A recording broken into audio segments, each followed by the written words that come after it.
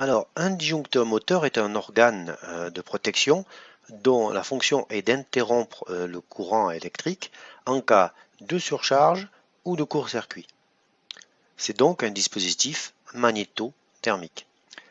Ici, nous avons le schéma du disjoncteur moteur. Ici, sur chaque phase, nous avons une protection magnétique et une protection thermique. Ces deux protections sont reliées à un mécanisme qui permet d'interrompre le courant électrique en cas de dysfonctionnement. On peut donc dire qu'un disjoncteur moteur a un pouvoir de coupure. Alors voyons comment tout cela fonctionne. Ici nous avons le trajet qu'emprunte le courant électrique dans le mécanisme. Nous avons notre protection magnétique contre les courts-circuits, le contact et la protection thermique contre les surintensités. Voyons comment fonctionne la protection thermique. Ici, nous avons le déclencheur thermique qui est constitué d'un bilame qui, en cas de surintensité, va chauffer par effet Joule et déclencher le mécanisme qui va ouvrir le contact. Alors, le seuil de déclenchement est réglable, on le sait, sur chaque disjoncteur moteur. On a un réglage ici calibré en ampères.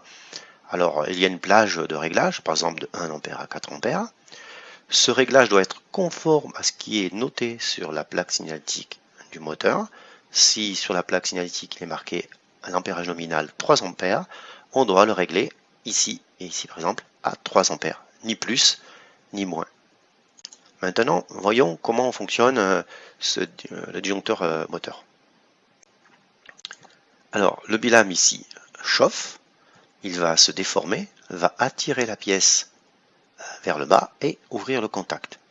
Alors voyons, voilà, la pièce mobile est descendue vers le bas et a ouvert le contact et le moteur est protégé.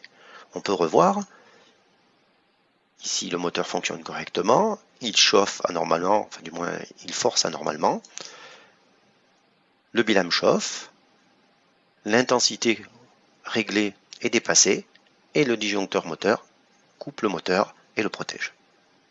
Voilà, pour la partie protection thermique. Maintenant, nous allons voir la protection magnétique. Maintenant, voyons comment fonctionne la protection magnétique. Alors, la protection magnétique, nous avons ici le déclencheur magnétique, c'est une bobine, c'est-à-dire c'est un électroaimant qui va subir en cas de court-circuit entre deux phases par exemple, un champ magnétique instantané, c'est-à-dire très rapide.